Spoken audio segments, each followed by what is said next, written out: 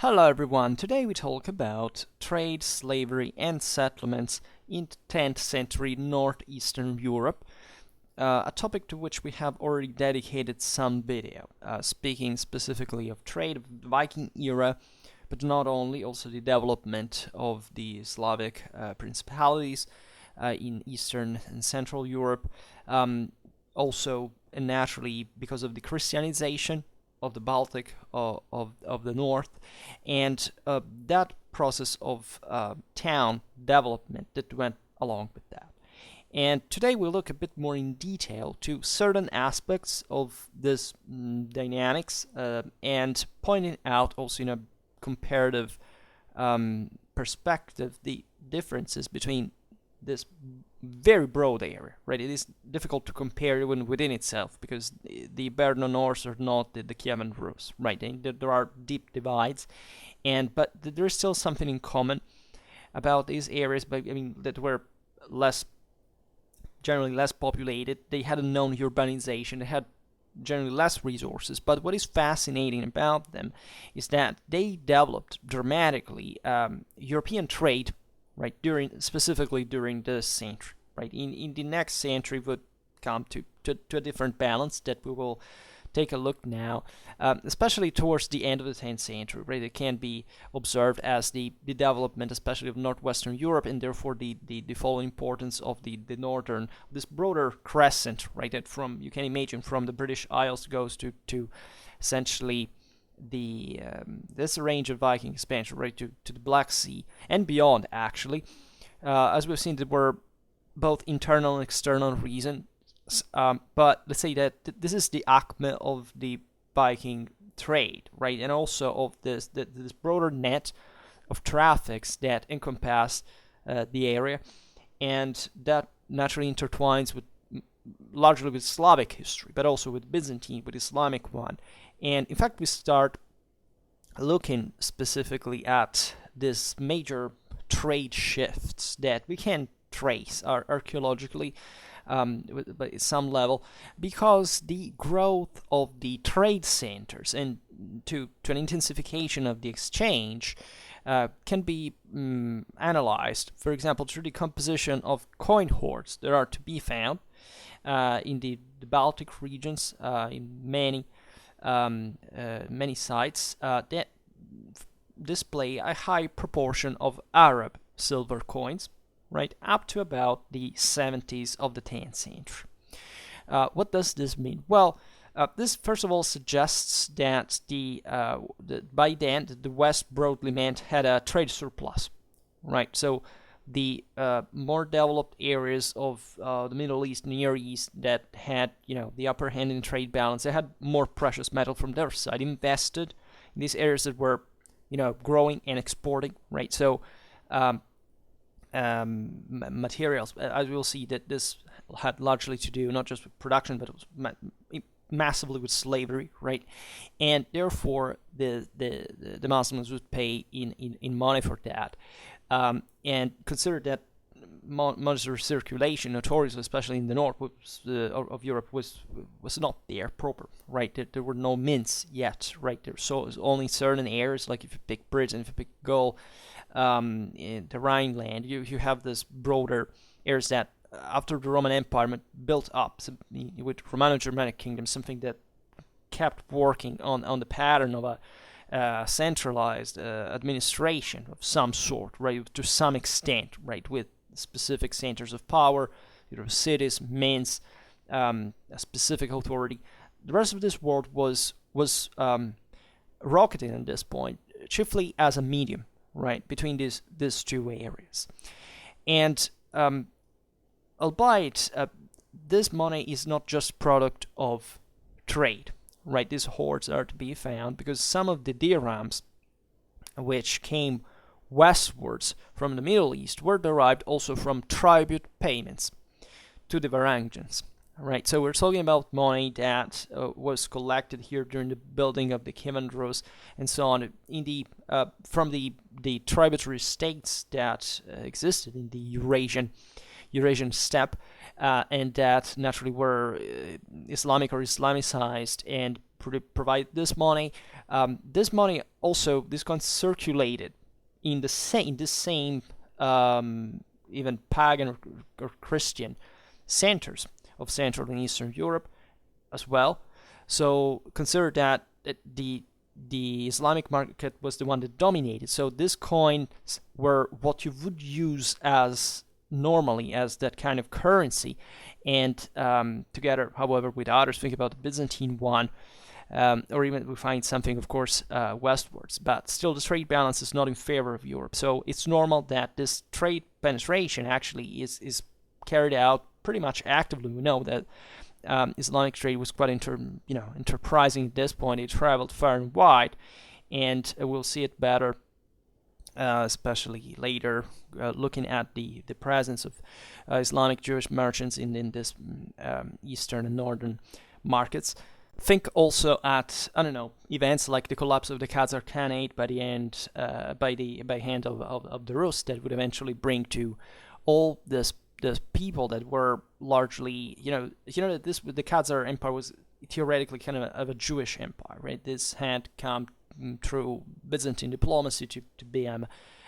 Those were pagans initially. That the elites adopted these monotheistic tendencies. There were actually also Muslims, also Christians there, but the presence of Jews in this eventually, especially in the Slavic lands in Central Europe, and that would boast also because of this broader trade connections that they already had when they were in this Caspian area and beyond, that was quite dynamic. Right, there were some very important, some of the largest cities of the time were present in places like Kazakhstan, right? In this, that we have largely forgotten. But at the collapse of that polity, they largely, at least in part, migrated westwards, and therefore also bringing their assets, their skills, their capacities in this centers of let's say this princely centers, also because being non-Christians, they could be more faithful to the local lords that would use them as somebody who was not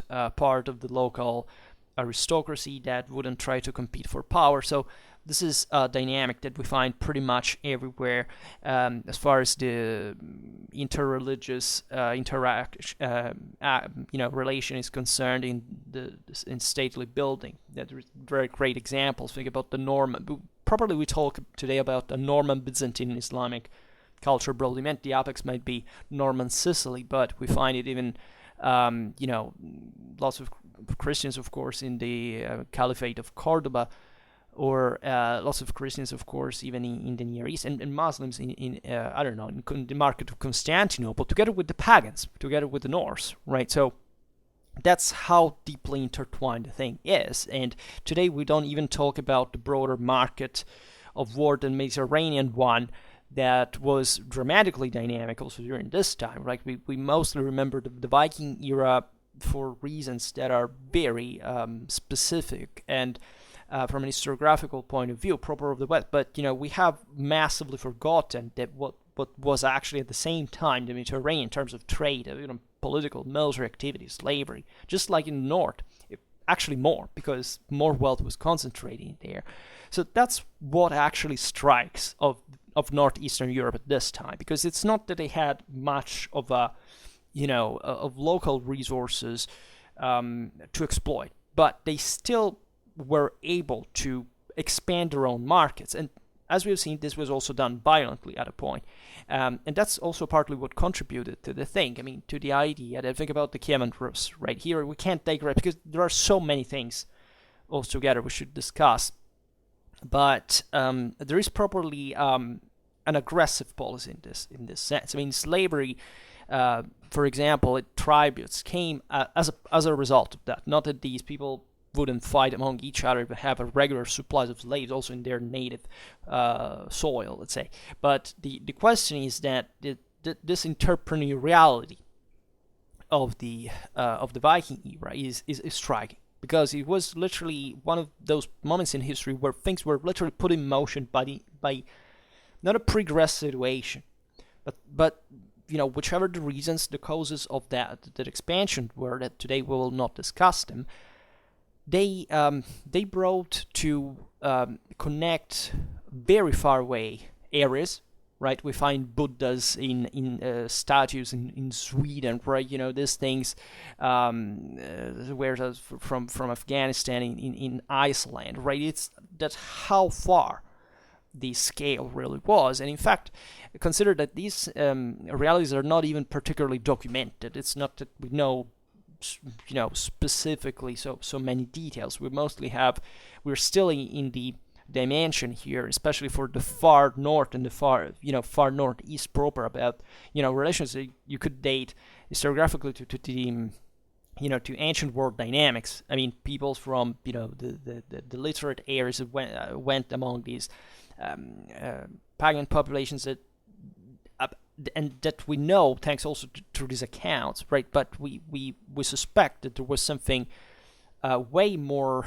articulated in this place. Archaeology helps a lot, obviously, because in the absence of documentary evidence at that point, archaeology really gives back a pretty neat picture of from material culture, what the actual crafting capabilities of these people were. And there are interesting aspects about it, of course. Speaking of the exports towards this say west-east axis, let's call it in this way, because that's, as we've seen, the Vikings were the medium, but the flood at this point was mostly about that. They included certainly woolen cloth, right? These are mentioned, for example, by Adam of Bremen, confirmed also archaeologically in the sites of Birka and Volin.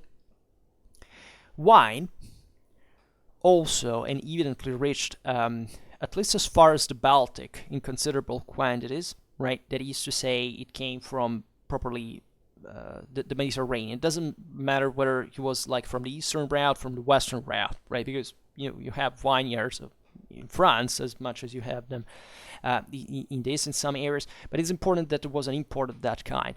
Wine is not literally one of what we will point out here is that the goods were imported were looking ever more elitary, right? They were evidently products that the elites that were essentially were carrying out this expansion in the north wanted to acquire for themselves, even just as a matter of status, a matter of power, right?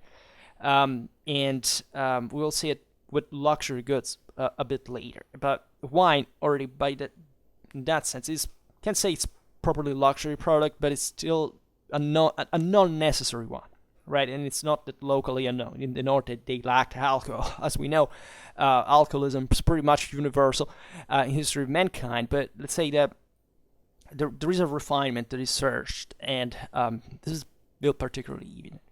As we were saying before, slavery had a crucial role, right? Probably the most important of all. This is what we often forget. This society, especially the more the less developed they were, the more were based on war and slavery, right? Those are just the two faces of the same coin. That was a pretty damn brutal world. And the idea of also kind of rehabilitating for moralistic intentions that it's just a product of historiography, right? There was a time in which Vikings were seen just as brutal monsters by certain historiography, and now we go to the opposite side. No, we have to restore the picture as we know it, realistically speaking.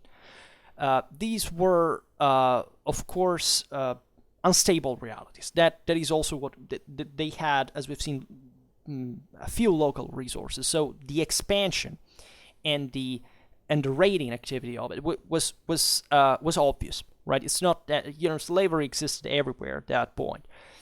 Christianization actually was accomplishing a big deal to reduce that. We'll see it later. Also, relatively specific to the decline of the north and of these specific traffics towards the 11th century. In as much as at least these specific activities were concerned, also because by the 11th century, also Western Europe was acquiring a definitely more robust and stable political and institutional phase, right? So it's not that Vikings were essentially pirates, at least initially. Then, of course, began to operate on larger scales with imposing political and especially military structures are something. But at the same time, as we'll see also from the settlements and how in the northeast, and how what was their future. That essentially they didn't emerge to be real towns most of the cases. At least the most important hubs of this of the Baltic trade are today, they're not cities. They're archaeological sites that were that makes you realize that there was a contingency in there that had made them rise for a specific trade, and then when this contracted, there was no sufficient structure to make them live on, right? And other centers were to develop through other dynamics in the Scandinavian kingdoms, in the Slavic principalities, and so on. So the Viking raids in Western Europe and in Ireland in particular were definitely the most important way of fueling this trade, right? Slaves were marketed in Scandinavia and in the Muslim East. If you wonder why Ireland specifically, well, guess why? It's exactly what we just said, because Ireland was a less, it was a politically fragmented reality. It was less developed than Britain and other Western European lands, so it was easier to hit, right? The Hiberno-Norse period actually shows how, in spite of this brutal Viking exploitation of the local resources, still the Irish culture benefited in terms of, also internal structuring, because the Metus Hostilis brought the Gaels to expand, to form under pressure some more cohesive structures that would eventually bring to, as you know, also to the end of Norse rule and the development of Irish culture that naturally resulted in part also as a hybrid. But this, importantly, think about all the major Irish cities. Basically, they in there actually emerged from the Viking ring forts and so on. But Ireland was particularly in there because, paradoxically, those forts were sometimes the largest thing that structurally could be found there, right? So it's as if Ireland was even less developed than important part of Scandinavia or the Baltic, and that's the reason why in there certain towns survived. In Scandinavia itself, things came to be differently. If we look at places like Aitabu and Brenno, at the mouth of the Götalev, as well as the Volga rivers, we note very important points of this slave trade route. We know from treatises between the Kievan Rus and Constantinople in the 10th century that slave trading was there because it was included among the agreements. The Russian regions were also a source of slaves, right? Today we do not speak of the Kievan Rus specifically, but we made some video about it already, and we'll we'll come back importantly on the topic, because the Kievan Rus it was an extremely varied thing, right? There were extremely extreme differences relatively to levels of political and institutional stability, the exercise of authority, relations with other peoples. Was an enormous area. Also culturally very, very, very mixed, and certain areas with other peoples were overlapping, right? So Kiev is something different from the far northeast even of the Kievan Rus itself. Novgorod is also emerges in a different way. The Moldovan principalities are closer to other realities. They're similar in nature, but they also tend to differ and to develop especially different rates that in the history of Russia eventually will be leveled with the collapse of Kiev, especially, and with the Mongol invasions in the 13th century. But that had, if you look at the times prior to that, you realize how diverse the Russian principalities were also among each other. The high proportion of total trade made up by slaves is also the most coherent explanation of the import of Arab silver and other wares. Right, we're talking about sometimes even very qualitative and expensive stuff, silk that is to be found in Birka, Bolin, and Dublin, right? There are beautiful Scandinavian silk, text, so worked silk patterns, dyed silk that is being found, and there was no silk growing there, and these were imports, and such precious goods would definitely be exchanged with something particularly precious that, as far as this northern world was concerned, was mostly slaves, right? Slaves, not only slaves as we'll see now, but permanently that in this unstable and warlike situations, that's what essentially emerges and is to be found easily, right? So it was this enormous. The Vikings were definitely an active protagonist in the export of this European slaves to Muslim centers.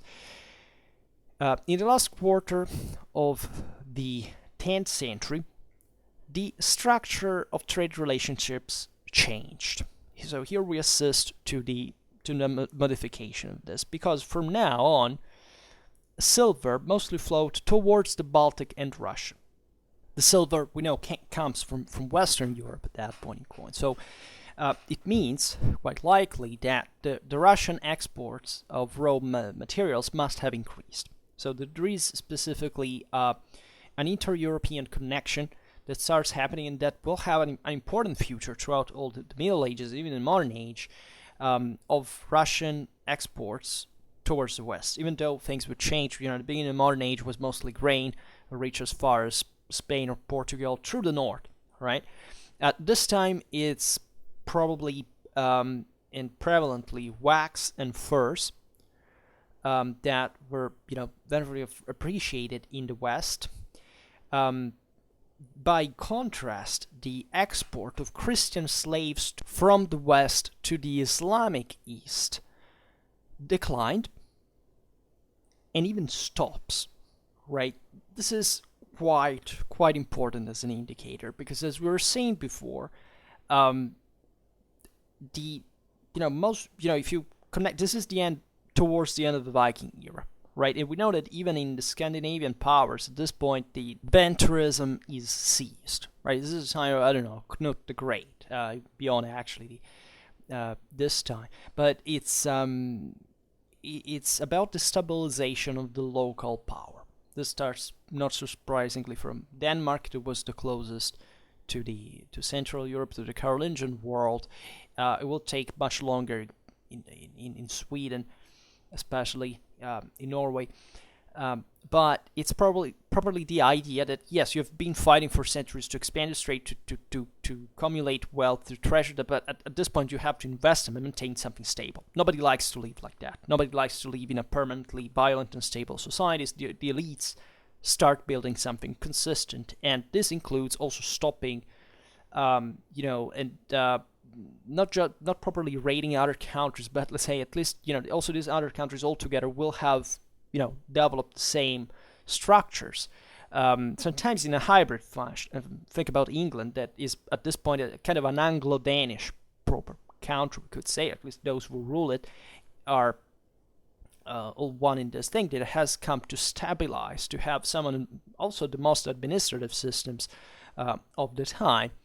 And definitely the Viking era, I think, should be read in these terms. I mean, the idea that all this political and military activity broke to reinforce also the local, structures at the point of stopping the same Viking era. I mean, it's not surprising that, it's by 1066 and the death of Harald, or rather that by the Anglo-Saxon, by Harold Godwinson's army, that we say, okay, ideally this thing ends, right? Because that type of model, the type of raiding, that type of perennial, can say adventure, but properly of continuous aggression, it couldn't last for long, right? This lasted until it was possible, then it kind of stopped.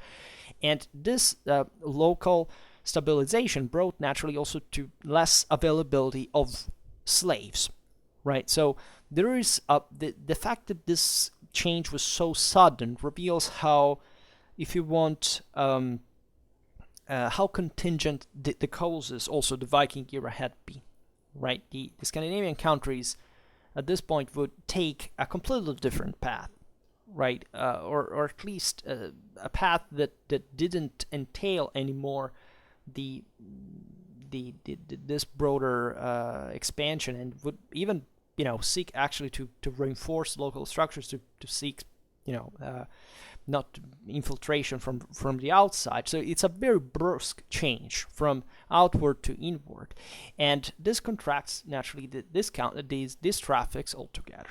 Right, there is something much more territorial in the new direction that is taken.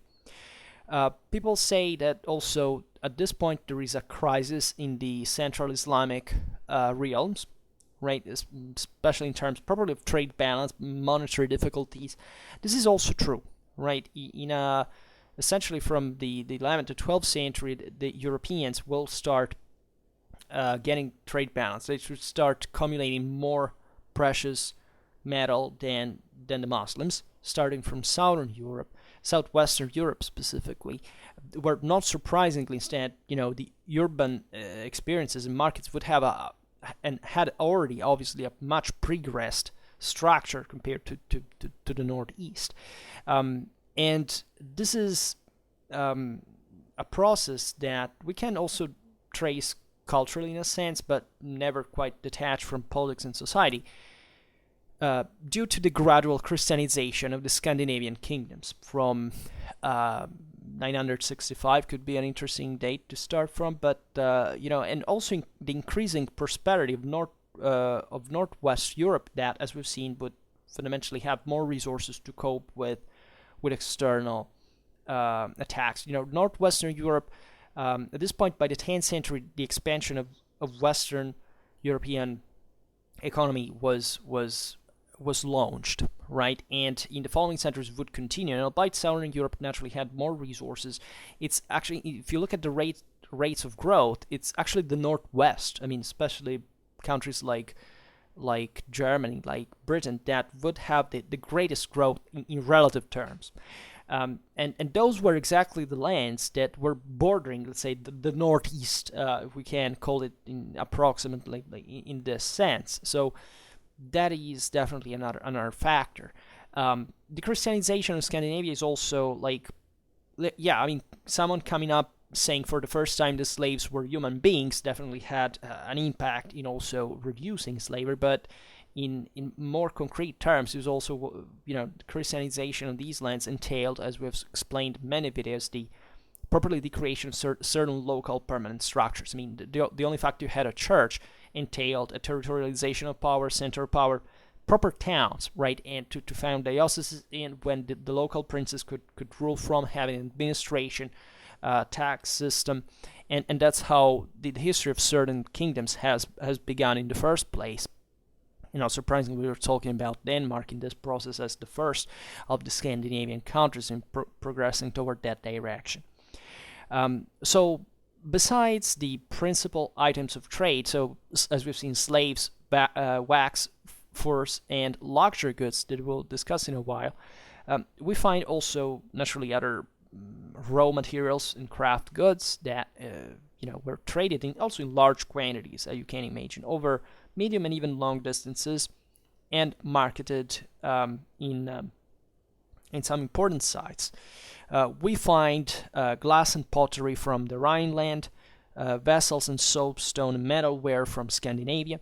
So the Rhineland had always been a very important vector of trade with the north, because from the Rhine, it's almost from the Alps to the top of Scandinavia. You have this from millennia, this trade route that travels across Central Europe, then enters the North Sea, and then goes up through the western coast of Scandinavia, and that's an important axis from which also the Vikings. I mean, the Rhineland had become since late antiquity the center of metallurgy. Many blades also employed by the Vikings came there. It was very important exports. I mean, these were the core lands of the Frankish Empire, which had important technological capacities in metal working, weapons production, of the finest of the elite, of the properly professional elite that had been formed in continental Europe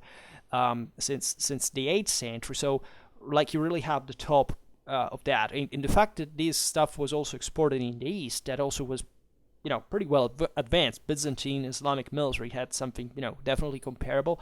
It also reveals how competitive the Westerners were, especially as far as weapons and and armor was concerned. Because also, that in the West we didn't do nothing but beating each other all the day long, like in any other place. But definitely with that specific professional cut that now the Frankish vassalic beneficiary system, that is also the same thing, but that ecclesiastical administration we're saying before, tax systems, centralization of power, had to do. I talk about centralization, obviously not in modernistic times. It's obvious that we figure about what would have so-called feudalism would have become. You think, that's decentralization by definition. Well, if you take it from a modern standard, but if you take it from early medieval standards, that paradoxically actually increased the capacity of central power. So never think that since a relationship, is formalized,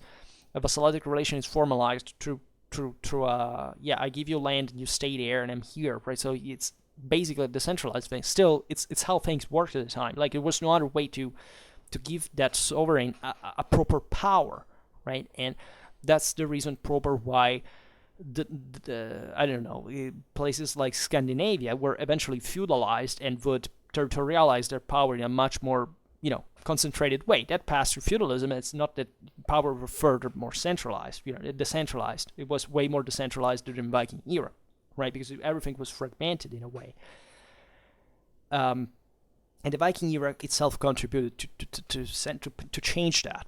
And it's not that the locals were also very happy about that, because the Vikings proper were people who would come home with a lot of money, a lot of power, a lot of wealth that would be used to actually alter the traditional system of Scandinavia that was founded on this, idea that more or less there had been a social control on the more powerful, still by hand of more powerful, but that now we're meeting with someone that was becoming more powerful than them, right? And so here we could digress on how objectively improvement in civilization doesn't necessarily pass through people getting more equal in power, right? There must be a hierarchy that makes things work, and chapters like this actually highlight it dramatically, right? 8th century Scandinavia was not better than 11th century Scandinavia to live in. And this can be debatable at some levels depending on who you were. Sure, this is true, but if you look at the general conditions, well, that's another story, right? Just look at, even we look at this stuff from a military point of view. I mean, in the 8th century, a berserker was kind of a, almost a respectable figure. By the 11th, a Scandinavian peasant would talk about him just as a freaking brigand that had to stay away from his cattle, right?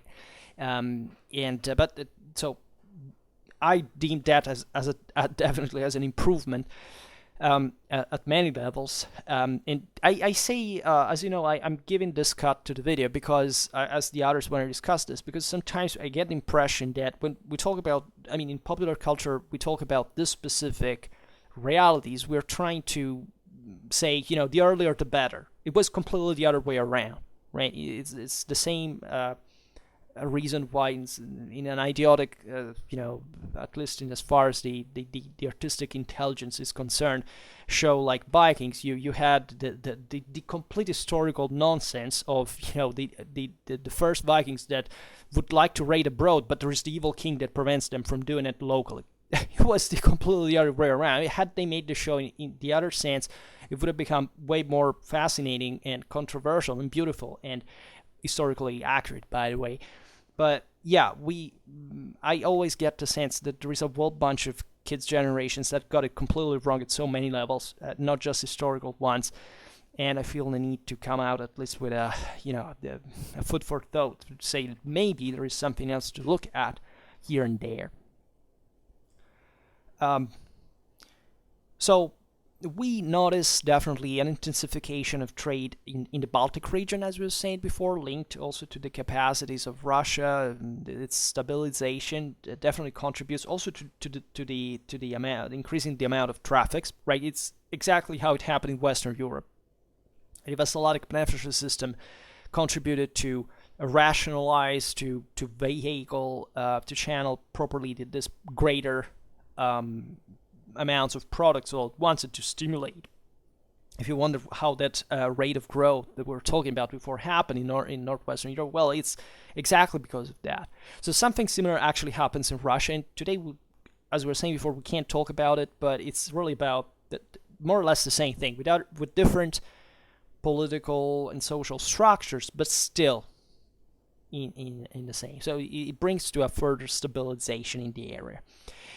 In the Baltic, we find this lively exchange that definitely is connected to the evolving market systems of Central Europe proper, of continental Europe, especially the Rhineland and Saxony.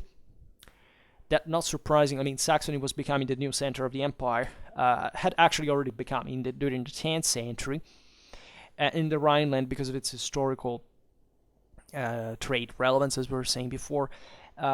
This explains how certain specific sites had such a great importance in the Baltic. Think about Haitabu, that was an important link of the continental regions with Scandinavian trade, but also Wolin in Poland, which was of similar importance with its links down to the Oder, right, and the emerging lordships of central Sclavenia. That's a very fascinating. I mean, the area between, considering Bohemia, Poland, that is compacting, right? We'll see it better, especially with Bohemia. We made a video on 10th century Bohemia. If you're interested about the rise of the Przemysl, you can actually check that, because that's an area that also is not dramatically, developed, as you know. In those times, it hadn't even known urbanization itself, but it's compacting in a properly terrestrial, I mean continental dynamic that has to do with the control of the land of this important also riverways, yes, within the same continent, but properly building something that is less volatile, paradoxically, than what is developing in these trade centers properly on the sea in the north. And that will lead to, in fact, to the rise of polities that, I mean, as far as, pick Bohemia, pick Poland, those are remaining further as since this very beginning. While, I don't know, if you pick Sweden, that would take time before it would assume a specific physiognomy on its own, right? That's an interesting comparison. Naturally, also things like latitude matter, because in the 10th century technological standards, yes, it does make an important difference to live in, Sweden, to live in, in Bohemia, right? There are different lands, there are different resources, different levels of production.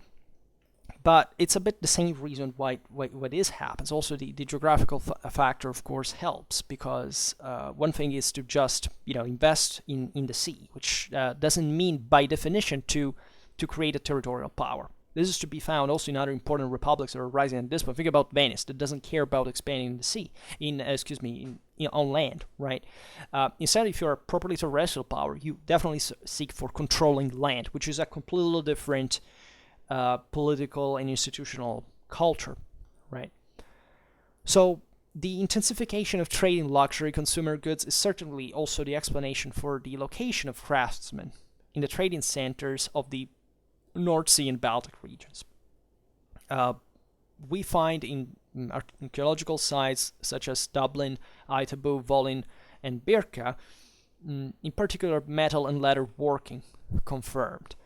And these traffics would increase during the 11th century, which is very important because it demonstrates that in spite of the decreasing importance of specific centers, even their disappearance, their abandonment as a point, this stuff was still kept being produced, which is not produced by the specific trade center, but it's more an inland thing, and that demonstrates that it's it's those terrestrial communities that are starting to make a difference, and that have sound, or let's say more stable assets. Naturally, the oligarchies were still the same in a sense. They would just, it was also because of them. They decided at some point to abandon certain trade posts and invest maybe into more lasting, more profitable assets, more especially permanent ones, because that's how they had began. Right, so it's from these trade centers that also naturally the demand from the inland had been stimulated and had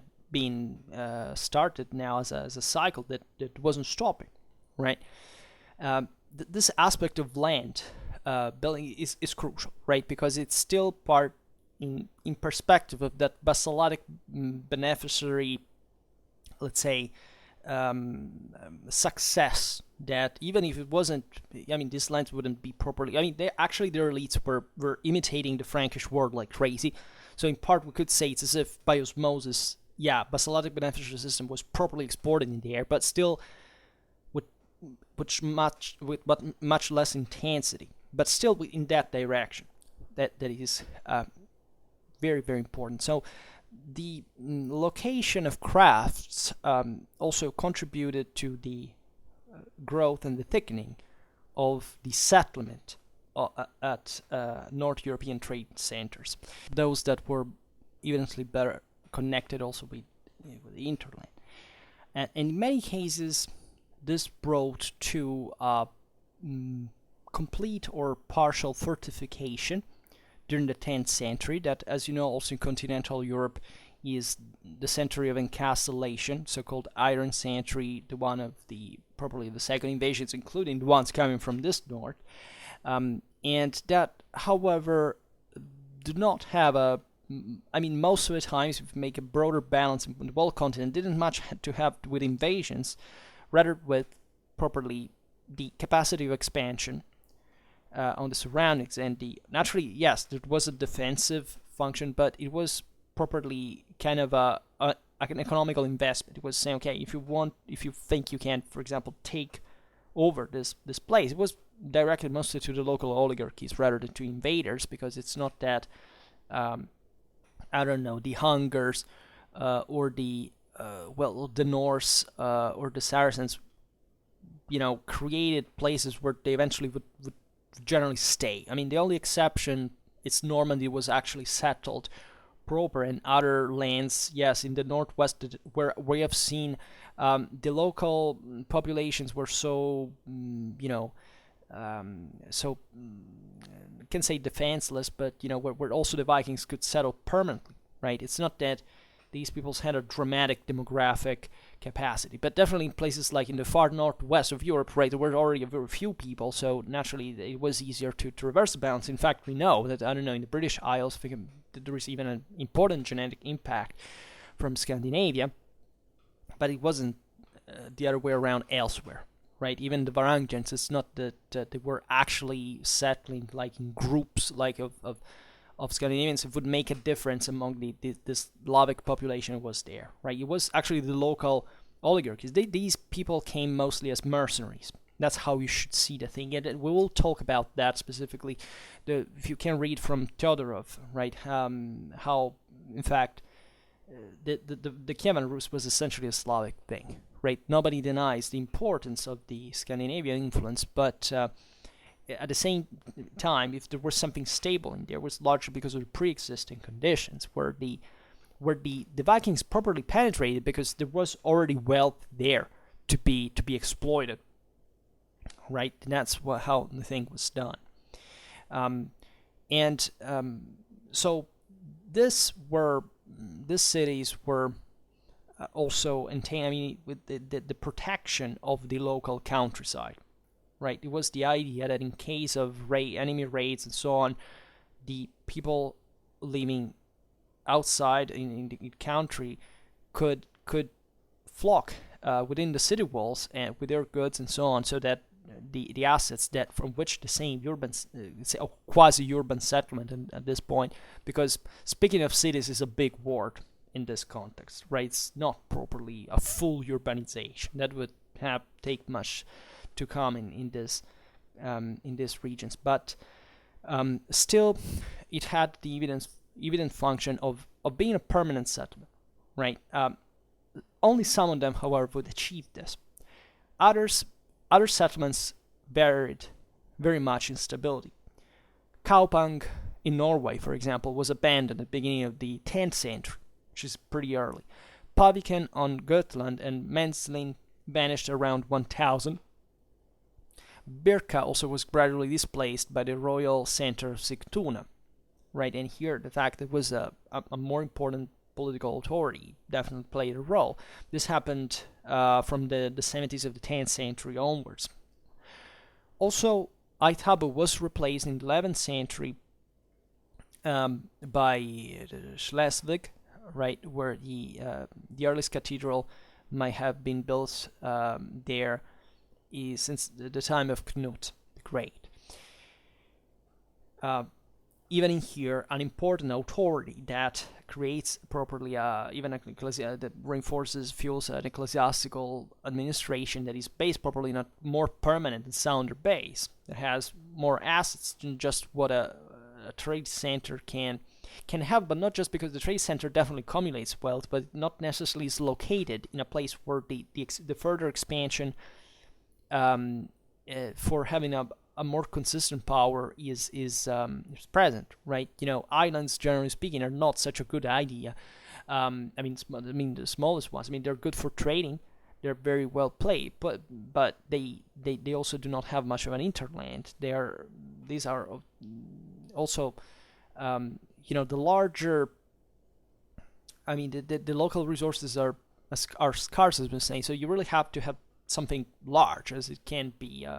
I don't know, a Danish power at this point over a land where definitely you can't rule with iron fist, but still you can extend your own authority at some level and catching as much as you can from this expanse. Think about the Ottonians even, that are in a definitely a better situation, but yes, they nominally control all of Germany and all of Italy, but practically they don't, right? They just control basically Saxony and Franconia, and the rest is all basically them floating over the support of the local elites that have an interest to stabilize further. With this guy says, okay, he comes with his army, he may stabilize policies here, and we all benefit from that. At the expenses definitely of other people that would have liked instead more mess to happen. And consider that here it gets controversial, really, because those were already way more stratified realities. But in Northeastern Europe, what is exactly the authority there? And it's being born through this ferocious competition. So, and here actually we're already in an advanced stage, a stage of the Viking era where you can find important elites. But the beginning wasn't like that. So, for example, the Kaupang example, with the disappearance at the beginning of the 10th century, well, that's meaningful because that's pretty much in the heart of the Viking era, and it reveals something more, the dynamics. So in a country like Norway, that, by the way, was very enterprising, especially also from a maritime point of view. So that's where you would find more instability, as we were given the parameters, the criteria that we were listing before. Also, Dublin, the seat of the Irish Viking lordship, was an important center, of course, it would remain. The episcopal seat of Ribe, and also the Russian princely towns. Those were kind of winning, locations, because they had been created, or at least they had been maintained as centers of power that could really affirm themselves more stably over the surroundings and not being just extemporary creations, right? Independently from the absolute terms in which they were created. That's why we were talking about for example, the Hiberno-Norse context, because that's definitely, as I said at the very beginning of the video, very different from Russian principalities. Dublin is not Kiev, right? But the surroundings are also different, and that's why it allows, in relative terms, of these cities to remain, to emerge, and to maintain their importance in their respective contexts. So it's evident that the lordships, the elites, helped to stabilize the economic centers. it's obvious, right? That's what authority does. It's a deterrent. There is more law can be enforced, more stability, and for what? For more trade, right? The myth that the evil king arrives and wants all for himself does not exist historically speaking. Kings, most of the times, are actually the best allies of the very people, while the enemy is the oligarchy that wants still to contest that power, but at the same time to substitute to itself as soon as it's possible. So this all helps. To boost, to the structures to improve, to seek to stabilize. And the other most obvious reason is that princes, kings, need important economic functions that are drawn from these centers. People who can't manage, managers, right? Clerks at some point, people who are skilled in administration, right? In managing large resources that these countries had never seen up to that point, historically speaking, flowing to their hands. This is very evident, as we were saying before, also among the West Slavic peoples, where the fortified towns assume to have a very crucial role in the construction of princely power. We're talking about Gniezno, I think I pronounced it badly, Krakow, and Opole in Poland, Tatarov, Brandenburg, and Starigrad, it would be today's Oldenburg in Holstein. Speaking of the region between the Elbe and the Oder, that was kind of the next, area to be civilized, let's say, as it had been in Charlemagne's time in the 9th century up to the Elbe. Now it was the Ottonians trying to control, to stabilize the Western Slavic principalities that had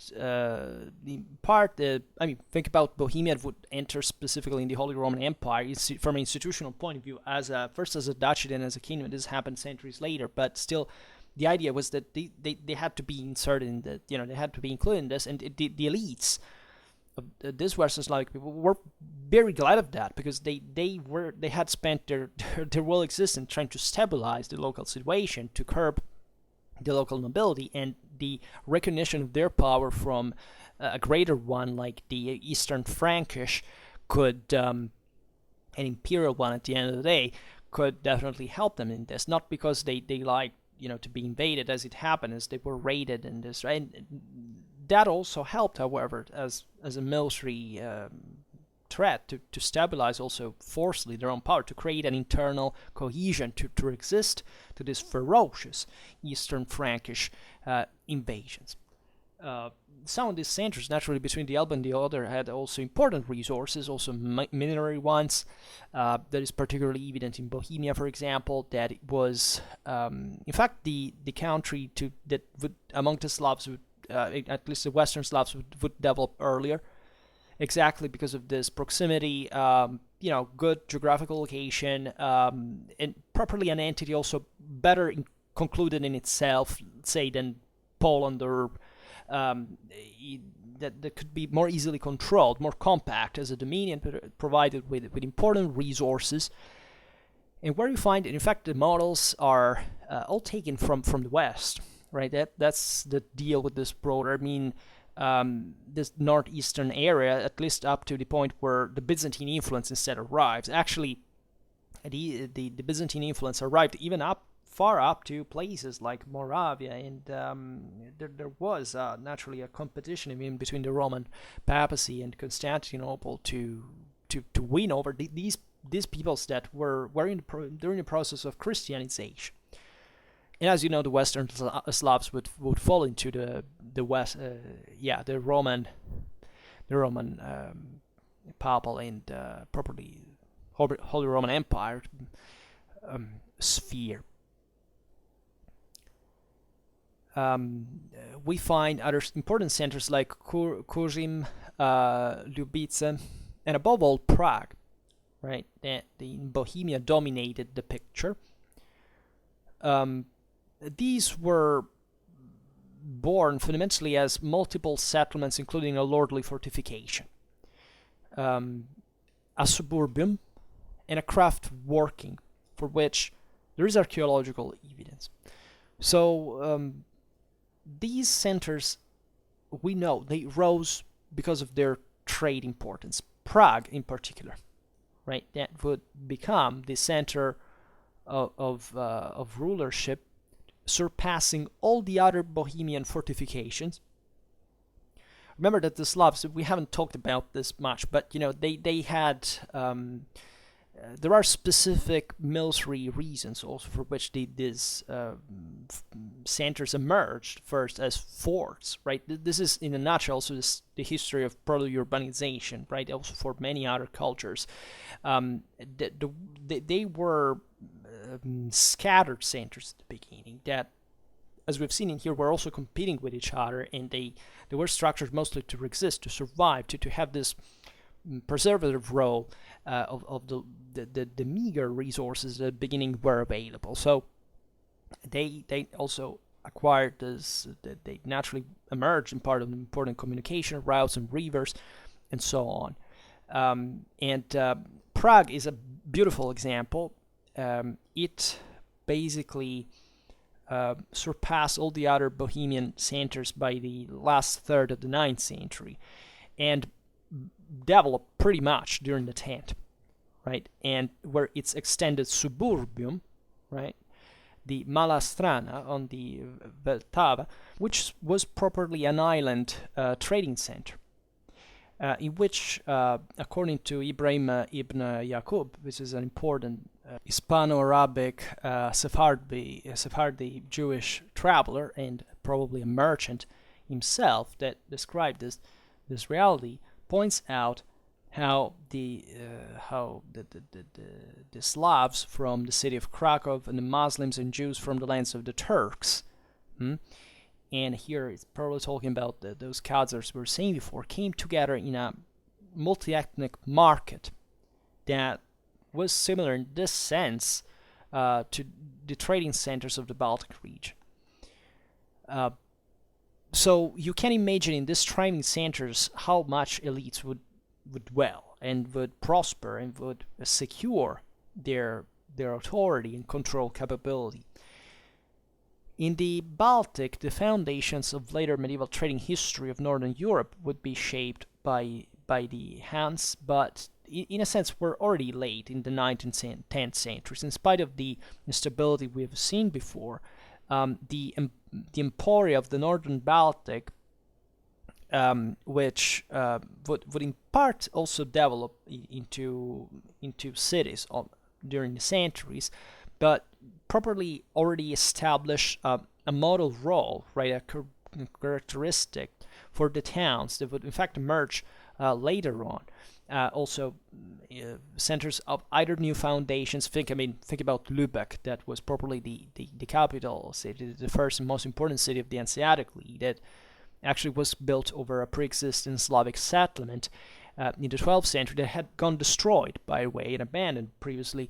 So that tells you how unstable still certain areas up to a certain point were, would already be framed in an unavoidable net of trade, right? The Baltic is somewhat considered also the kind of the Mediterranean of the north, because it's objectively concluded, right? There are a few straits that actually make it past to the North Sea, and it's all lands all around. So there is those are places that historically always had that important trade and maritime connection. And in spite of the climatic disadvantages, but geographically speaking, it's easier to reach and to exchange. Well, the Viking era settles there a trend that will be the base over which, either by direct continuity with pre-existing century foundation and new ones, this local trade activity would survive. The striking thing, though, that we're seeing at the beginning is that most of the towns that appeared in the Viking era in these areas eventually disappeared, right? Except those that, as we've seen before, that had there were important secular and ecclesiastical centers such as Dublin, Ribe, Sigtuna, Novgorod, Kiev, right? Others would fundamentally vanish. Those that had a more specifically trade function. This is in part true, at least especially for the secular and ecclesiastical centers of power, definitely true from the Slavic lands of continental Europe, were, however, the emporia, probably the trade centers, were practically unknown, right? There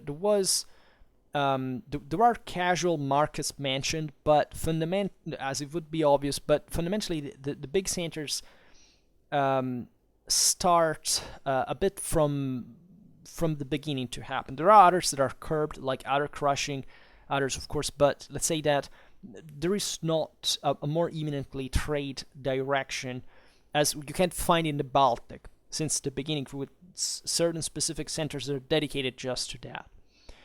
In fact, no town emerged from the unlocalizable market of the Moravians that is mentioned as such in the Raffelstätten Toll Ordinance, right? It was Prague that was a center of lordship proper since the beginning that would become a town, the town, right, as we've seen, of Bohemia. That is, in my opinion, mostly dictated by the fact that, of course, on sea you can have a much quicker communication. So it's much easier to create specific trade posts that weren't born for anything else. So, in all this picture, what is that we can say? Actually, there is much more to say. We'll talk more specifically about the Nordic centers on another video, but the point is that this northeastern region of Europe that contributed so significantly to European economical development had actually gave a little contribution instead to the development of proper cities, or even of the town proper in the High Middle Ages, with notable exceptions as the one we have just listed, but that, of all that major trade and traffic and shifts of goods and so on, what did remain in terms of settlements, right? A few, right? A very few.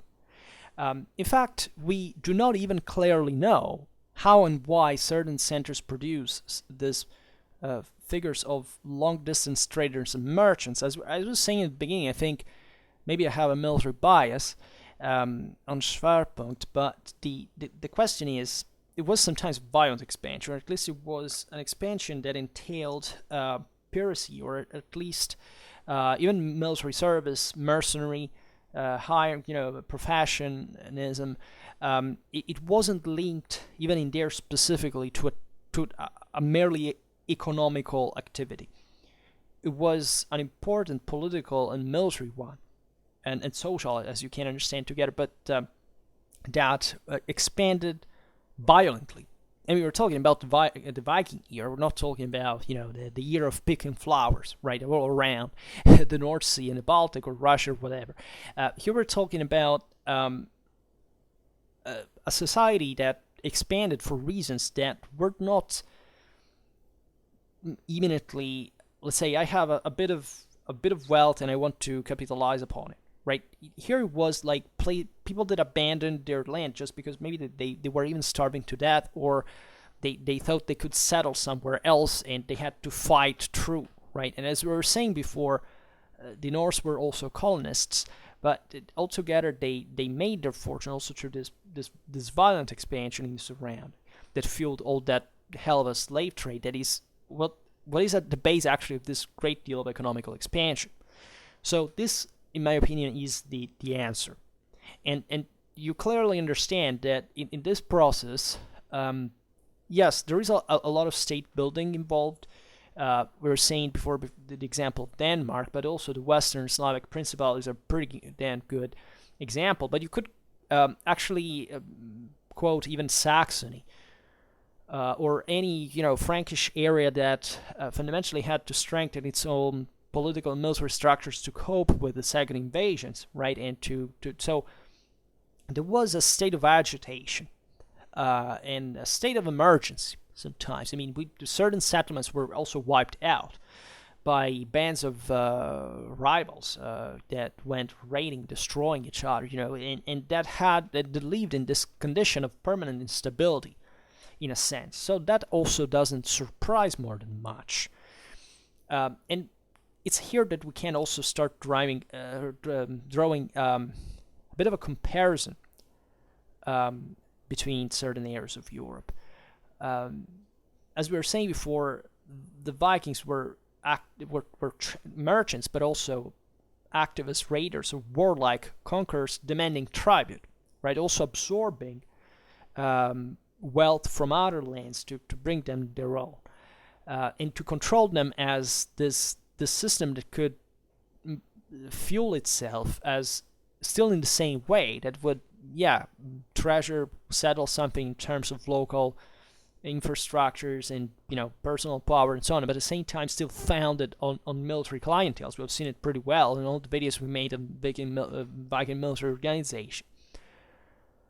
And this was all one with its economic activity. Think about the example of the landowner author that made this extreme travels in the far north, that also you realize it's not that there were places where you would particularly settle. I mean, they reached as far as Iceland or as the White Sea, but it's not that a civilization was born in there. We're doing it because eventually they were kind of desperate on their own to go live in a place where they could maybe individually profit from limited resources, but that didn't have enough space for building something more structured, like, I don't know, in continental Europe was happening.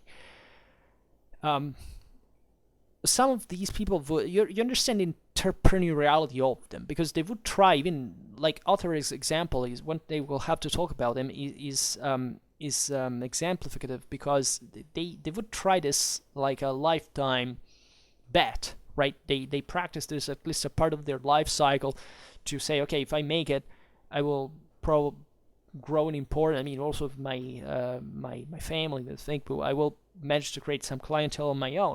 But many failed. How many Vikings, were lost in the bottom of the sea at some point, right? They were trying to reach new lands, or were maybe, even killed in the enterprise. I mean, that's how rough it was. And in that kind of situation, you can't think of a great deal of stability. These traders, we know, operated in communities, of course. The runic inscriptions are pretty, clear about that. At least occasionally they speak of it, and given the level of documentation at the time, it's pretty satisfactory to show what the mindset was. But as we were saying before, these communities were, the settlements at least, were sometimes short-lived.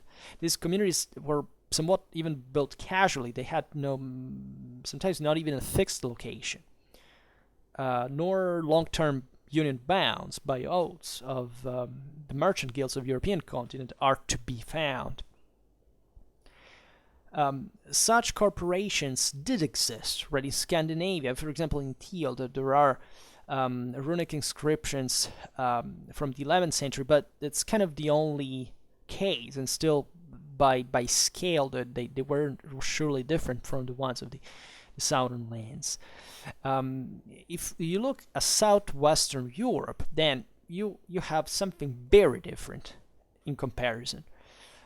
You have the shaping and maintenance of a market peace that pass also through the elites. Think about the truces of God, the pieces of God. That would be a bit later, but fundamentally they were starting. I mean, the aristocratic rule was managing this together with both the clergy and the secular elites were also backing the self-organization of the merchants that benefited from their own exploit, their rise to power, and princely authority, as we've seen, needed such corporations as just to maintain and reign power, to found their expeditions, to perpetuate their power.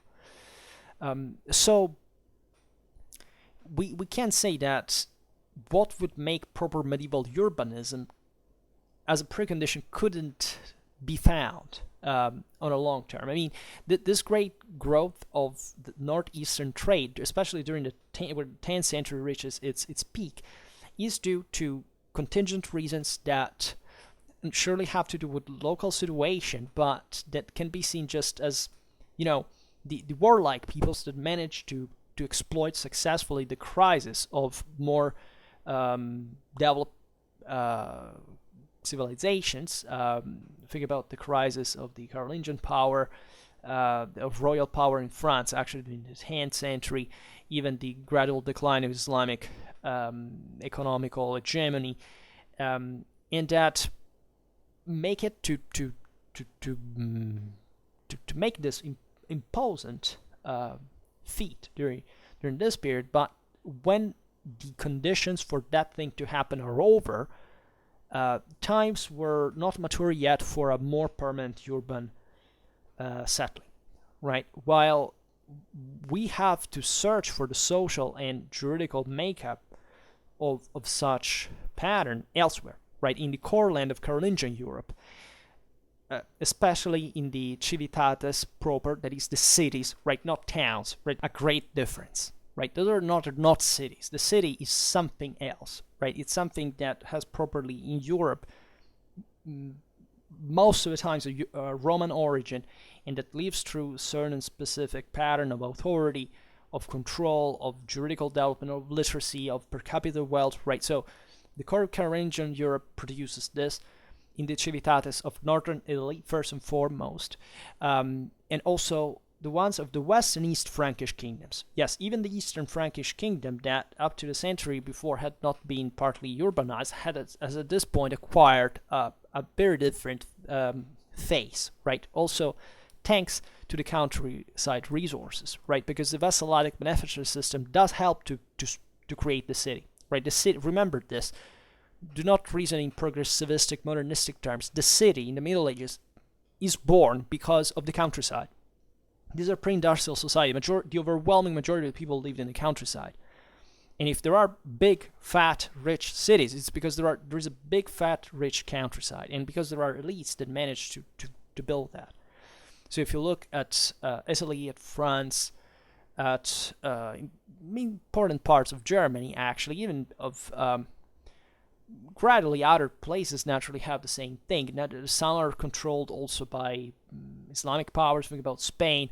But, if you look at even southern Britain, I mean, historically, that Roman legacy in the urbanization had important centers that were developing, not comparably maybe so much with continental Europe, but still following a pattern that was different from what was ever seen in northeastern Europe, right? Certain things had never existed there, and were gradually and embryonally developing just now. So in the Carolingian and post-Carolingian cities and settlements, there are specific connections that can be found also in the Northeast. We've seen basically the ministerial dependence of lords that basically are present as an authority in behalf of a greater one. It could be the royal or the imperial one. There is the increasing presence of professional long-distance traders, right? In the Mediterranean, where the Jews were doing that, and eventually the Italians would do it. And these are connections that start happening, in fact, in the 10th century as well. That's why the Mediterranean is dramatically overlooked. Because, once again, we call this the Viking Era, but look at in the south, there was a whole other thing going on. It was deeply actually connected with, say, north, right? Think about the life of Harald Hardrada. And then he was in the Mediterranean, but in the service of someone else that had the money to pay them, and they had the capitals for paying them, the assets, right? So where's the attention for that world, right? Well, what's that has polarized our attention so much towards specific, not even the east, but towards the north, that makes this thing so astonishing. But what has made us lost track of many other realities, even in the Middle East. There were important centers. I mean, sometimes of powers. Tomorrow, maybe someday we'll talk about some Middle Eastern power that people don't even know that ever existed. They were mighty kingdoms and power that, by European standards, were something remarkable by the 10th century, the 11th century.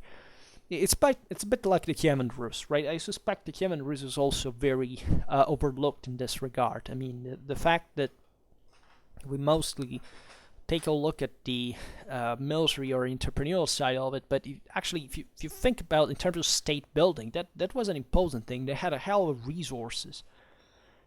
Not to say that the military doesn't grow accordingly, but it's not just that. It's not just the Viking mark on it. It's all that laid underneath that made the thing done as it was, and why the Kievan-Rus went on and the Viking era stopped at a certain point instead. Then there is the Carolingian centers, the form of permanent guilds that settled in the course of the 10th century. So the permanence and the better structuring of it is different from the Northeast. There's properly a government, like peace ordinances that regulate the market, that give market rights, for example. They're conceived there. This is important also in the development of the West Slavic powers, because in the places like Bohemia or in Poland, the ambiguity of the relationship with the Eastern Frankish royal power brought to, however, the extension of market rights from the side of the empire to these centers, because this towns, because we often forget that aside from what on the map pertains to this or that ruler, which is what we got obsessed because of 19th century nationalist cartography that had to draw the exact boundary, the exact border, the thing. Power didn't work like it doesn't work today, by the way, at all like that. I mean, the empire, here we're talking about the Holy Roman Empire, held by the Eastern Frankish king at this point, under the Ottonians. It's a power that looks at the universe, right? It's battling hard in Europe, in the Mediterranean, against Constantinople, competing with it, or also trying to share actually with it. Think about, the marriage of Otto the Second and Teofano, in spite of its, kind of call it legitimate meaning, even in an imperial sense. But the question is, if you are under the sphere of influence of this center, it's not just the Eastern Frankish kingdom. Theoretically, this power encompasses all what it can, right? And so the Western Slavic princes seized this to create links at higher and higher level with the high elites of the West, let's say of the Carolingian world or the post-Carolingian world, and benefiting greatly from it and even getting absorbed by it, right? And so that came from areas, this market right recognition that had the structures to present enough authority, deterrence, and stability to absorb other centers. This thing in the Northeast didn't exist proper, right? It was all much more fluid. We know also much less about it, but it doesn't seem anything like what we have elsewhere. Archaeologically speaking, you can say if something is not documented, then someone hid the truth. Right? No, because archaeologically speaking, we can pretty damn well say how those rallies were more unstable, they had less resources. And the reason why they're less documented is exactly because they didn't produce as much, and they hadn't settled as much, right? Then there are also other events. The fact, speaking of the Mongol invasion of Russia, that is something that wiped out an incredible amount, just even of documentation, that if that thing had not occurred, today the history of Europe would be completely different, right? We had a much greater centrality. We can't say how history would have gone, but, ideally, think about all the stuff that the Kievan-Rus produced. Just Kiev alone, right? It would have been a much greater, let's say, attraction, historiographical point of focus, right? We would have so much more to study, to see, and to understand about such an area. It would have also culturally entered much more into the Western mindset, and maybe not even created such a great dichotomy like Eastern and Western, as today. So these are things that do impact the way we think. Never think it's just irrelevant, but sometimes people also want to see things like the way they wish, not the way they unfortunately they are, or even what we can't understand, and to believe that there are things that can be proven. How do you explain that? How do you convince someone who wants to believe something? Right? That's a challenge. That's also why we make history, because we're trying to point out that there is a reasonable way of thinking that is not about what you would like history to be like for your own use, but specifically for what it is, and not embellishing it because, I don't know, you like some place more than another, or you have some other reason for doing it. We have to state what we have, and what we have is this, right? We see, for example, also in continental Europe and in regions like the Eastern Frankish Kingdom that were definitely closer to the northeast, right? Not just geographically, but here politically and socially, that around the year 1000, an author like Notker the German could start already to differentiate between the, quote, bürgerlich and gebürgerlich, right? So the difference essentially between the town in the countryside, right? The idea that it's not like, in Scandinavia, for example, still by the 12th century, the kingdoms that were created began also by imitation of these continental powers to emanate city rights for certain entities that were nothing like cities. Like, there were a bunch of scattered villages that would just, for some reason, would want to associate themselves with the king to bully another set of villages. So they would acquire city rights, but those were no cities. They didn't have any structure like that compared, I don't know, to an Hanseatic one, right? In the West, there was specifically something different. It was the idea that the true center emerges as a town, a city, as an imposing infrastructure that also has an important control of this interaction, depending on various areas of Europe, on the countryside.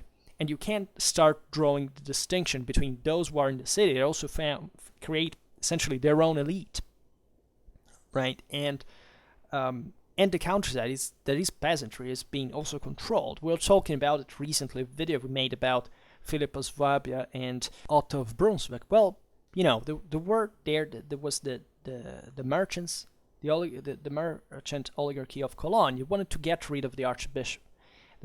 Cologne was the largest city in Germany. We're at the end of the 12th, beginning of the 13th century, right? So it's not dramatically far away from these times. And they wanted to back Otto IV as emperor. Otto would become Otto IV as emperor, because they wanted fundamentally to also create a kind of more state-like direction. The northern you go, the more this becomes complicated to achieve, because you probably do not have that dynamism. You don't have that capacity of accumulating wealth, of centralizing, of starting, of concentrating that amount of resources, right? And hence that sharp inversion in the trade dynamics towards the end of the 10th century that we observed before. Because it wasn't the reason why this major traffics had happened were not structured, were not permanent, were not to stay on the long run. In fact, they didn't. Right? It said, and that's also what I was saying before, we overlooked the Mediterranean. Actually, what we also overlook, probably most of all, it's continental Europe proper. I mean, the idea that there was this bulky Carolingian, post-Carolingian reality, that is the one that set in motion the whole freaking thing. I would leave out Spain because it was a kind of a thing concluded on its own, which also received an important Frankish, but it was another world maybe on its own. But if you pick fundamentally the three post-Carolingian kingdoms, those were the ones where by the 13th century had basically Francicized major parts of Europe, including the north, the Western Slavs, the important part of the Balkans, eventually conquering the Byzantine Empire, the Near East, the Outremer states. I mean, they had really made the big thing done, and on there with assets that were to remain, because those were for centuries to come the most advanced areas of Europe.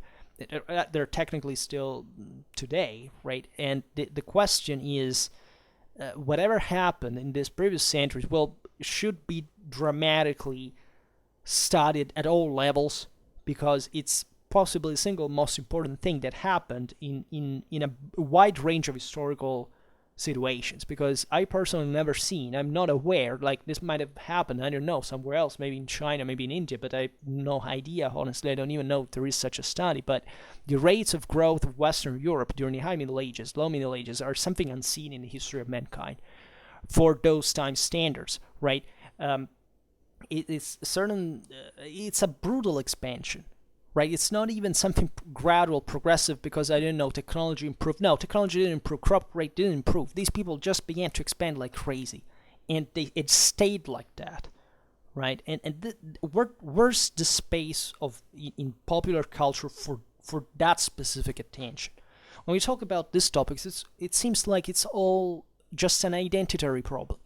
It's just, I studied the history of my country because I think it was cool. I bombed myself with neo-medieval stuff because I think it's cool and it pumps out adrenaline. But how much do you actually care about the history of your, let's say, your own, as if there was something our own countries, right?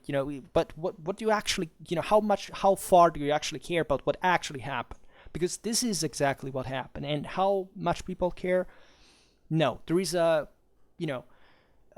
denial of the fact that there was this broader range of dynamics, that everything was blended, but also that there were important differences that started from bases that go far beyond which language you spoke or what color you had, but that are much deeper, much more complex, and even require much greater capacity and of understanding, and those are all assets that also you should invest in if you really want even to understand the thing. And it's not easy. It's not easy to tell a kid today why this is important, why another thing. You may have been tricked or lied into think because made you feel better, or for some cultural reasons, wherever you come from, that has been the main thing. Well, it doesn't mean that's actually true in the first place, but it's also not mean to be something healthy to think. And that's something you should understand on your own, because if someone starts imposing it to you, that becomes wrong. But at the same time, there is a margin for things that if you're really, it's really wall against wall, and one doesn't want to, at some point, he who has a better understanding should be allowed to have an influence also on what other people think, right? It's a huge burden, it's a huge responsibility. The others will always have the right to react, but still at the same time, that's how and why we created a scientific community and academic structure, because we study history for real, not for entertaining, like you eat popcorn in front of a Netflix show, right? It's something completely different. It's something tiring, something exhausting, something hard, but it's worth it, right? Most things for which you work hard are worth. And they make you grow. And what I mean when I tell the history of these specific centuries, right? A bit of all of history, telling history, but these ones impressed me particularly, even though as a medievalist I've never actually studied them in detail, if not in maybe sometimes I did, but in limited reality. But every time I read about this period, I'm amazed, because I'm sincerely surprised by how much we know and how well we know about these worlds, after all, for given the standards we can ask for them, and how much we do not care as a society, right? How much we let the gold remain buried there, and how much these people instead struggled to grow, and they made it, right? Reflect about this. So, to conclude, another brief note. Who were the winners? Well, the winners were those centers where, to make it very concrete, you could find, I don't know, a great stone building and a church and a ruler, right? And that were imitated by all the elites of these northeastern countries, because all these elites wanted to have what there was in the southwest. This is imitated by even in the Slavic East, right? It's not just because of Western influence. We have seen it in Central Europe. We've seen it with Ibrahim ibn Yaqub that stresses how the city of Prague was built in stone and mortar, which is a big deal because at the time such resources are rare. I mean, the capacity of putting them together, of having them available in the first place, but having specifically the power, the manpower, the political control, social control to put people together to work and building like that is great, right? Is important.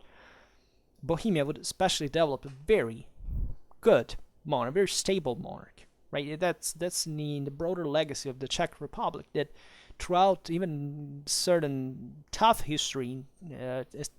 times in history, had actually good, did pretty well because it was very also in part of this legacy. Think about, after World War I, I mean, Czechoslovakia was given the surroundings, a pretty good example of democracy, of stability, of something that worked orderly by a tradition that passed through the the autonomous or independent Bohemian monarchy, then the Habsburgs, and all what.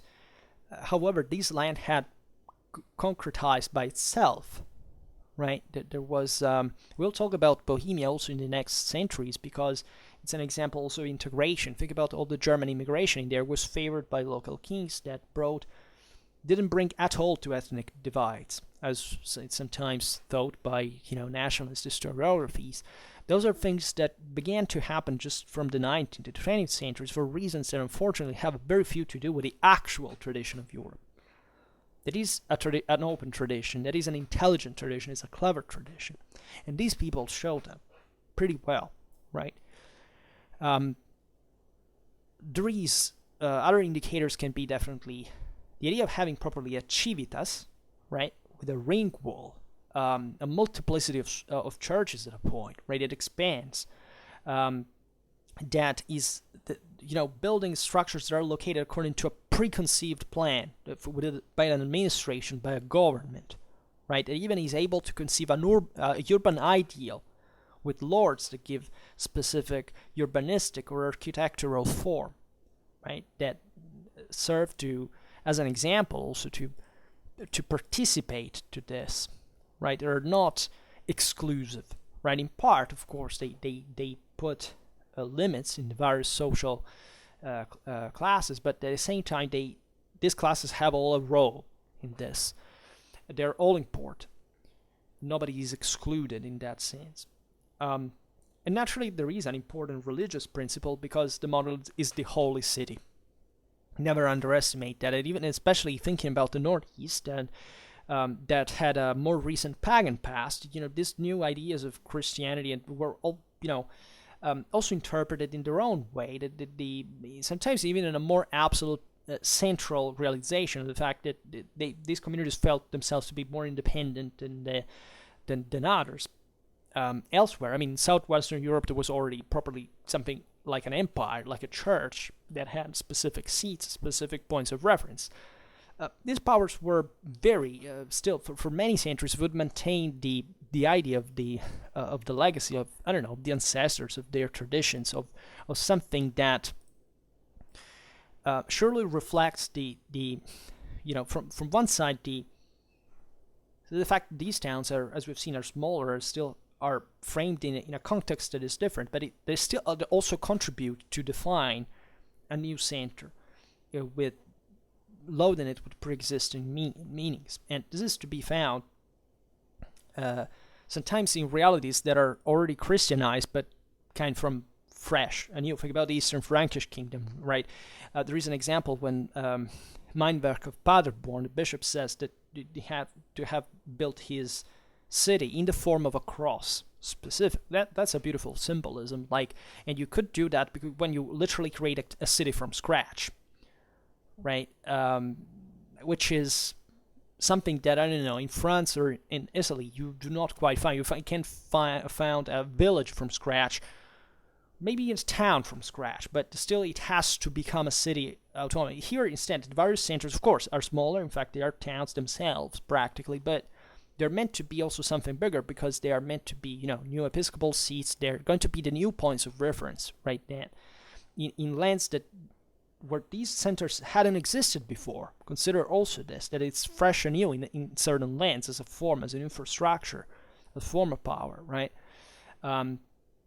There would be other tools used, for example, creating stores of relics in the cities, naturally invoking and imitating the example of Rome, that was the city of antiquity, and still by this time was actually the most important city in Western Europe, and unavoidably the center of every. It was for the Westerners, also for the newly converted people, it was a big deal, right? You know, Rome was more important than Jerusalem.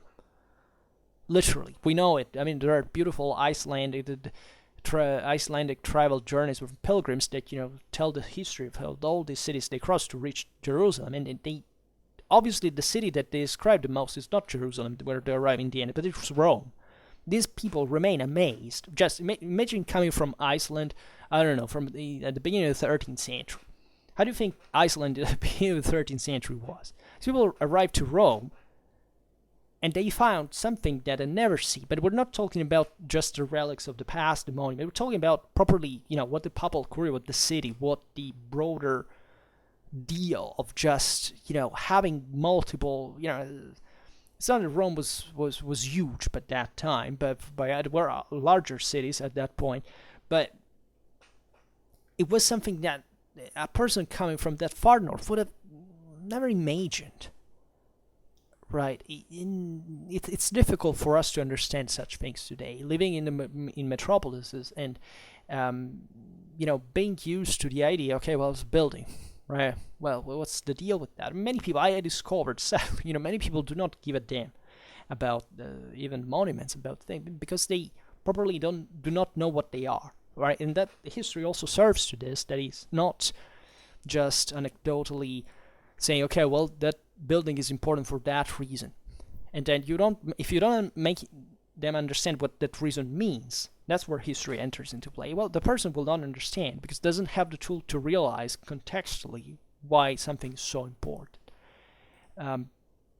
So symbolism in medieval times, as you know, is very important, but it had always been, even previously. In fact, the same pagan world here was being talked to talking about the newly converted people, so the barely converted peoples, by the way, because here you could even be converted, but that has very few to do with what you actually kept believing or practicing, especially the lower your class was, because one thing it was the elite continued that for reasons of, you know, hotbeds of resistance against foreign domination, which happened, by the way, just basically in Germany, given this times and spaces. The rest was all an autonomous conversion in a sense, but or an autochthonous, let's say better. But the question is, there was a message that was conveyed through the same forms of Christianity, right? It was not static, rigid. It was actually very flexible and very patient, because these people subjectively didn't have a clear reason why to believe in certain things. And sometimes were also diametrically opposed, or at least apparently, you know, just apparently so in namely matters. Then of course, by far, the you know, Christian theology, you know, just as a philosophical system, was light years ahead compared to certain but so that there was no risk of, it's not that heresies, for example, spread from these areas. Heresies spread from the same most developed areas of the Southwest, right? These places would remain more, you know, with a pagan-like in a mindset sense, but not wouldn't create much of a problem, honestly, to the process of Christianization in that sense. These are aspects we already made videos on these topics that are crucial, in my opinion, to understand. But symbols are a common language in here. There is much in common, actually, much hybrid that used to be seen. So yes, and this the importance of the city here that I stress is it lays within its function, right? Which this contrast between the most urbanized and least urbanized areas of Europe was bridged through the symbol of the city, not much its dimension, right? The idea of depicting it on a seal, for example, or constituting a political community or a city council, that is something that matters. Sometimes even beyond the actual size of this, the material, the quantitative side of these centers, right? And they change a lot, because the history of cities in the Middle Ages is the history of a world that transitions into something else. And they are literally the indicator of so much. If you look at a medieval, at a map of medieval Europe, look at the cities. Stop there, especially if it's well done, right? Not the first one you can pick from YouTube, but or the ones I put in here. I mean, I'm from Google. But specifically serious ones, it's the properly historical atlases that we realize with criterion and with sake of completion. Look at them, because that tells you a freaking lot about those worlds that even if we were not there, can tell us so much about what it actually was, right? All right, so we could speak forever about this, right? Because I like the topic, right? I personally, as I told you, I don't like socio-economical history. I'm more political and social, right? And because I'm military at the end of the day, and that's fundamental. That's the cause of its in Trinity. But I'm no expert. I've always felt bored by history of economics, even though I studied economics. The sad choice at some point, but for my life, actually, it's a beautiful topic. It was a beautiful subject, beautiful. It taught me a lot, but I wasn't cut for it. Simply was a thing of mine. But every time you read about it, and the more you realize, but functionally to these other dimensions, in my opinion, it's important. It's not because of the thing in itself. How much does a cow cost in the 10th century? What the hell cares, right? Just if you have to do something very specific about it, but it's how it connects with a broader political and social picture that is dramatically useful. This is what I want to leave you with. It's the idea that this thing makes a positive difference in our understanding of the thing, of the history, of the reality of the time. But anyhow, right, again, I stop it here for real this time, and I just hope that you enjoyed this video. If you did, please share it. Otherwise, leave a like or subscribe to my channel if you're interested in my upcoming content. And for now, I thank you heartily for listening to me. I wish you a nice time, and see you next time. Bye.